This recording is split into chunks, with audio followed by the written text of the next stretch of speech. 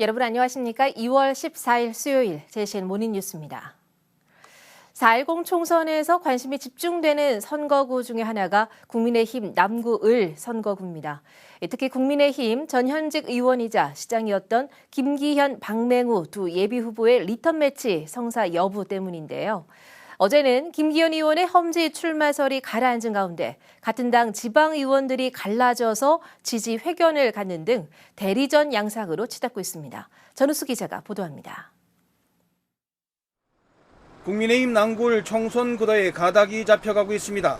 본인의 강한 부인 속에도 좀처럼 잦아들지 않았던 김기현 전 당대표의 험지 출마설이 설 연휴를 끝으로 현 지역구 출마로 확정되는 분위기입니다. 정영환 국민의힘 공천관리위원장을 비롯해 핵심 관계자들이 김기현 전 대표에 대해 당의 전략자산이라며 현 지역구인 울산 남구을 출마를 암시하는 발언들을 내놓고 있기 때문입니다. 정영환 국민의힘 공천관리위원장은 12일 김기현 전 당대표가 혁신위와 비대위를 거치는 동안 당이 지지를 얻는 데 기여한 바 있다는 입장을 밝혀 험지 출마설을 일축했습니다. 이에 앞서 김 의원은 지난 8일 선관위에 남구을 예비후보로 등록하는 등 배수진을 쳤습니다. 김기현 의원과 박맹우 전 의원 간 리턴 매치 가능성이 높아지는 분위기 속에 국민의힘 남구을 지역 지방의원 간 지지 후보가 갈리면서 대리전 양상으로 치닫고 있습니다. 국민의힘 남구을 지역구 소속 방인섭 시의원 등 7명의 지방의원들이 김기현 의원 지지를 선언했습니다. 중단 없는 전진으로 보다 나은 내일이 있는 삶으로 울산 시민과 남구을 주민의 행복을 위해 진심을 다할 김기현 국회의원의 당선을 기원하며 이에 뒤질세라 경쟁 후보인 박맹우 전 시장을 지지하는 3명의 지방의원들이 시구위원을 이용하지 말라는 제목의 기자회견을 갖고 김 의원을 향해 애둘러 비판했습니다. 앞으로는 지역을 위해 일해야 하는 사람들이 한 사람을 위해 일하는 정치가 이어지지 않기를 바랍니다. 지금까지 울산 시민의 한 사람으로 바라보고 느꼈던 예전 박맹우 시장님에 대한 믿음과 기대로 저는 박맹우 후보를 지지하게 되었습니다. 남구을 지역 지방의원은 시의원 3명, 구의원 4명, 비례대표 시구의원 3명 등 모두 10명, 지방의원 간 대결에선 김기현 의원이 다소 우세합니다. 하지만 양측 모두 승패는 시민의 몫이라며 서로의 승리를 자신하는 분위기입니다. 국민의힘 복당을 신청한 이현무 예비후보도 지난 8일자로 복당이 확정돼 남구을 후보 경쟁에 본격 가세했습니다. 이런 가운데 국민의힘 공천관리위원회는 오는 17일 울산 지역 공천 신청자를 대상으로 면접을 갖습니다. 국민의힘은 최근 실시한 경쟁력 여론조사와 면접 결과 등을 종합해 전략공천 또는 경선 등을 조만간 확정 발표할 예정입니다. JCN 뉴스 전우수입니다. 북구 총선에 나선 국민의힘 정치락 예비후보는 어제 시의회 프레센터에서 기자회견을 갖고 지역구인 동천강 둔치에 반려동물 테마파크를 조성하겠다고 약속했습니다. 정 예비후보는 북구에 지난 2020년 애니언파크가 개장했지만 이용 요금이 비싸 반려인들의 부담이 크다며 저렴한 가격에 반려동물을 동반해 즐길 수 있는 반려동물 테마파크 조성을 공약했습니다. 이어 정 예비후보는 반려동물 테마파크가 조성되면 반려동물 명랑운동회 등 울산 반려동물 문화축제도 개최하겠다고 약속했습니다. 울산시민연대는 어제 시의회 프레센터에서 기자회견을 갖고 울산시가 도시계획 조례 개정을 통해 산림개발 행위 허가에 대한 기준을 완화하기로 한 데 대해 무책임한 허가 기준 완화라며 반대의 목소리를 높였습니다. 이들은 울산시가 도시계획 조례 개정을 통해 개발 행위 허가 기준을 완화하고 녹지 지역 내 골재 파쇄업을 허가하기로 해 시민의 삶을 위협하고 있다며 조례 개정 추진을 반대했습니다. 이에 대해 울산시는 개발 가용지 부족과 산사태 등 안전사고 예방을 위해 전국 평균 이상의 강화된 기준을 적용하고 정부의 골재 채취법 개정 등의 상황 변화를 반영한 것이라고 해명했습니다. 한편 관련 조례안 개정에 대한 울산시 의회 의견 청취는 오는 20일에 있을 예정입니다. 고용노동부가 지난 12일 저녁 ST현대중공업 울산 조선소에서 발생한 사망사고와 관련해 해당 공정의 작업 중지 명령을 내렸습니다.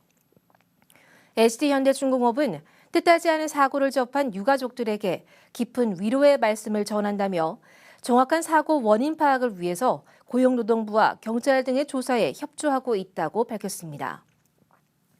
앞서 지난 12일 저녁 6시 50분쯤 SD현대중공업 해양사업부에서 근로자 2명이 해양 구조물을 이동하는 작업 중 해양 구조물 일부가 내려앉으면서 매몰돼 60대 근로자 1명이 숨지고 50대 근로자 1명이 다쳤습니다. 울산시 의회 이영혜 의원은 울산시에 대한 서면 질문에서 사회복지시설 종사자에 대한 단일 임금 체계 도입이 시급하다고 주장했습니다.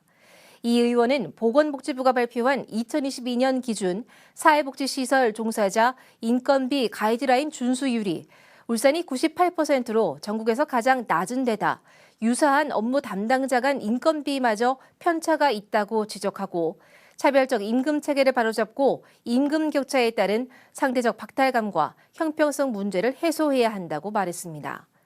이 의원은 사회복지시설 종사자에 대한 단일 임금 체계 도입에 울산시의 입장을 요구했습니다. 울주군 치매안심센터가 이달부터 치매 환자와 교통 취약자를 위한 셔틀버스를 운행합니다. 앞서 지난해에도 셔틀버스 운행으로 센터 치매 환자와 가족들의 만족도가 높았던 만큼 올해도 셔틀버스를 운행해 원거리 사각지대의 치매 환자 발굴은 물론 이용자들의 불편을 해소할 예정입니다. 또 셔틀버스 운행 외에도 60세 이상을 대상으로 치매 선별 검사를 실시하고 감별 검사가 필요할 경우엔 최대 8만 원까지 검사비를 지원하기로 했습니다. 정부의 의대 정원 확대 발표에 의사단체가 반발하고 있는 가운데 울산의사회도 내일 의대 증원에 반발하는 권기대회를 엽니다. 울산시와 울산대학교는 의대 증원에 발맞춰 울산대 의대의 조속한 지역 환원을 추진하기로 했습니다. 라경훈 기자의 보도입니다. 정부의 의대 정원 확대에 대한 갈등이 격화되고 있습니다. 의사단체들은 정부에 항의하는 한편 명절 연휴에도 밤샘 회의를 하며 대응을 논의했습니다. 이런 가운데 울산시와 울산대학교가 울산대 의대 증원과 지역의사 확보를 위한 간담회를 가졌습니다.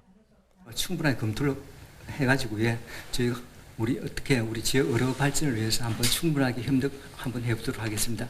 그간 대부분의 수업을 서울에서 진행하며 이른바 먹튀 논란이 있었던 울산대 의대는 의대 증원에 발맞춰 지역 의도에 기여할 수 있도록 하겠다고 답했습니다. 내년부터는 예과 1학년은 울산대학교에서 그리고 예과 2학년과 본과 1학년은 한마음회관에서 진행될 예정이고요. 그리고 6학년부터는 예과 2학년 또 본과 1학년 또 본과 2학년이 한마음회관에서 수업을 받게 되는. 한편 의대 증원에 반발하는 울산의사회는 오는 15일 국민의힘 울산시당 앞에서 걸기대회를 열 예정입니다. 전국 16개 시도의사회가 이날 모두 걸기대회를 엽니다. 전체적인 의사 수를 늘리는 것이 이제 해결책이 아니고 일단 그 필수 의료 쪽에 그 종사하시는 그런 의사 선생님들이 소신을 갖고 사명감 갖고 할 수 있도록 그런 환경을 만들어주는 것이 더 제일 급선무라 생각이 됩니다. 다만 걸기대회는 점심시간에 열릴 예정이어서 진료에는 큰 차질이 없을 것으로 보입니다.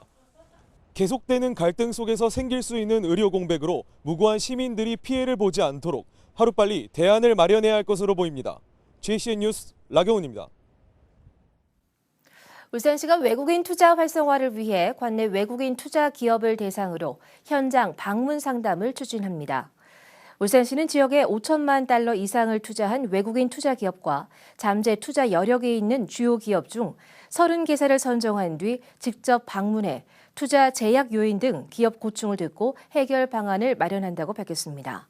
울산시는 이를 통해 인센티브 등 최신 정책 동향을 제공하고 지역 내 투자 강점을 홍보해 잠재 투자 기업들의 관심이 실질적인 투자로 이어질 수 있도록 후속 관리에 최선을 다하겠다고 설명했습니다. 한편 울산시는 세계적인 투자 심리 위축에도 불구하고 지난해 외국인 직접 투자 12억 4,200만 달러의 실적을 올렸다고 밝혔습니다. 울산시는 코트라 울산 지원단과 함께 오세아니아 소비재 시장 개척단을 파견하기로 하고 오는 22일까지 참가 기업을 모집한다고 밝혔습니다. 이번에 파견하는 시장 개척단은 4월 15일부터 18일까지 뉴질랜드 오클랜드시에서 현지 해외 바이어와 수출 상담을 진행한 후 3분기에 현지 판촉전을 개최할 계획입니다. 참가 신청 대상은 사업자 등록증상 소재지가 울산이고 식품과 생활용품, 화장품 등 소비재 관련 중소기업이면 가능합니다. 울산시와 코트라 울산 지원단은 오클랜드 해외 무역관의 가능성 평가를 통해 15개사를 선정할 예정입니다. 울산상해 지식재산센터는 상시적으로 발생하는 울산 중소기업의 지식재산권 관련 애로사항 해결을 위해서 어제부터 중소기업 IP 바로 지원 사업을 시행한다고 밝혔습니다. 특허청 울산시의 예산 지원으로 시행되는 중소기업 IP 바로 지원은 기업의 IP 관련 문제가 발생할 경우 전문 컨설턴트가 직접 기업을 방문해 중소기업의 애로사항 진단과 해외 출원 등의 문제를 해결해주는 기업 수요 맞춤형 지원 사업입니다. 사업 참여를 희망하는 기업은 지역지식재산센터의 지원 사업 신청 시스템을 통해 온라인으로 예산 소진 시까지 신청 가능합니다. 유니스트 화학과 오현철 교수팀이 보통의 대기압에서도 수소를 고밀도로 저장할 수 있는 소재를 개발했습니다. 연구팀은 수소를 함유한 고체 수소화 붕소와 금속 양이온 마그네슘으로 수소화 붕소 마그네슘을 개발해 특성상 대용량 저장이 어려운 수소를 이 소재 안에 고밀도로 저장할 수 있도록 만들었습니다. 개발된 소재는 기존보다 2배 이상 높은 밀도로 수소를 저장할 수 있어 향후 수소 연료를 이용한 대중교통 상용화에 활용될 전망입니다. 울산시와 울산대교 민간 운영사인 울산하버브릿지는 연포산 터널 보수공사 시행으로 오는 19일부터 25일까지 7일간 새벽 동안 아산로에서 동구 방향 터널 노선을 통제합니다. 울산시는 이번 보수공사는 터널 내부 벽면 균열에 따른 공사로 교통 통제에 따른 시민들의 불편 최소화를 위해 통행량이 적은 오전 0시부터 6시까지 6시간 동안 진행된다고 밝혔습니다. 이 기간 작업 시간에는 연포산 터널 구간 아산로에서 동구 방향 진행 차량은 방어진 순환도로로 우회해야 합니다. 한편 작업 시간 외에는 이 구간을 통행할 수 있으며 동구에서 아산로 방향은 정상 통행이 가능합니다. 적색이나 황색 신호등이 깜빡거리는 전멸 신호등 많이들 보셨죠? 신호등이 고장난 게 아니라 원활한 차량 흐름과 에너지 절약 차원에서 도입된 신호등인데요. 여전히 운전자들은 전멸 신호 구간에서 어떻게 운전해야 하는지 모르는 경우가 많습니다. 전동훈 기자가 보도합니다. 새벽 시간대 신호등의 적색 신호가 깜빡거립니다.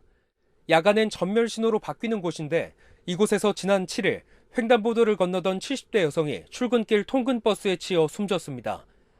지난 3일 전국 군산에서도 전멸 신호등 구간에서 차량 2대가 충돌하는 사고가 있었습니다. 전멸 신호 구간에서 사고가 잇따르고 교통 운영 체계 선진화 방안으로 전멸 신호가 확대된 지 15년 가까이 됐지만 아직 운전자들은 어떻게 지나가야 하는지 모른다고 말합니다. 제가 20년 동안 운전했는데 이런 전멸 신호등 보면 어떻게 지나가야 될지 좀 헷갈리더라고요. 많이 보기는 봤는데 어떻게 지나갈지 그건 잘 모르겠습니다. 울산에선 신호등이 설치된 1,635곳 중 절반에 가까운 703곳에서 전멸 신호등이 작동되고 있습니다. 전멸 신호 구간에선 운전자는 물론 보행자도 정확한 규정을 아는 게 중요합니다. 운전자들은 황색 신호인 경우에는 서행하고 통행하셔야 되고 적색 신호인 경우에는 일시정지 후 통행하셔야 합니다. 보행자인 경우에도 통행하시기 전에 좌우를 잘 살피고 안전하게 통행하시기를 당부드리겠습니다. 어린이 보호구역에도 전멸 신호가 있는 경우가 있어 각별한 주의가 필요한 상황. 자칫 큰 사고로 이어질 수 있는 만큼 전멸 신호등을 제대로 알고 잘 지키는 게 중요합니다. JCN 뉴스 전동훈입니다. 층간소음 문제로 빌라 윗집에 흉기를 들고 찾아가 위협한 60대 남성 A씨가 경찰에 구속됐습니다. 동부경찰서에 따르면 지난 11일 동구 방어동의 한 빌라에서 아래층 사람이 층간소음을 이유로 손도끼를 들고 와 위협하고 있다는 112 신고를 받고 현장으로 출동해 A씨를 현행범으로 체포했습니다. 경찰은 A씨를 특수협박 혐의로 구속하고 총 길이 35cm의 손도끼도 압수했습니다. 지난 10일 연포산 터널에서 아산로 방향으로 난폭 운전을 하다가 차량 2대를 들이박은 차량의 운전자는 동승자들의 만류에도 음주운전을 하다가 사고를 낸 것으로 드러났습니다. 동부경찰서는 사고 당시 체포한 운전자와 현장에서 발견한 동승자 1명 외에도 차량에 함께 타고 있던 나머지 2명을 특정해 소환 조사했습니다. 이들은 경찰 조사에서 운전자가 음주운전을 하려던 것을 말렸지만 말을 듣지 않았다고 진술한 것으로 알려졌습니다. 경찰은 동승자 3명의 음주운전 방조 혐의 여부에 대해서도 계속 조사할 계획입니다. 동구 CCTV 통합 관제센터가 경찰과 힘을 합쳐 강간 미수범 검거에 기여하는 등 시민 안전지킴이 역할을 하고 있습니다. 동부서 관계자는 지난 3일 대홍암공원 울기등대 여자 화장실 안에서 20대 여성의 얼굴을 폭행하고 도주한 외국인 30대 남성 A씨를 동구 CCTV 통합관제센터와 협력해 붙잡았다고 밝혔습니다. 경찰은 A씨를 강간 미수 혐의로 구속해 지난 8일 검찰에 송치했고 동부경찰서는 동구 CCTV 통합관제센터에 감사장을 수여할 예정입니다. 울산시 상수도사업본부는 안전한 수돗물 생산과 공급을 위해서 일제 수질 검사를 추진합니다. 수질 검사 대상은 원수와 정수, 공정수, 급수 과정, 가정 수도꼭지 등으로 원수는 126개 항목, 정수는 230개 항목에 걸쳐 수질 검사가 실시됩니다. 상수도사업본부는 또 유충 발생 감시를 위해 정수장은 연중 월 1회, 배수지 5곳은 4월부터 10월까지 월 1회 집중 조사해 시민 불안 해소에 적극 나서겠다고 밝혔습니다. 울산 남구의 여성 내일 이음센터가 내일부터 본격 운영에 들어갑니다. 여성 내일 이음센터는 지난해 문을 열었으며 구직 희망 여성과 청년 여성들에게 직업 훈련과 교육 등을 통해 취업과 창업을 도와주는 프로그램들을 진행합니다. 올해는 기존 프로그램에 더해 교육 후에도 취업을 하지 못한 구직자들을 대상으로 내일 이음 클럽 사업도 추진될 예정입니다. JCN 모닝뉴스를 마칩니다. 함께해 주신 여러분 고맙습니다.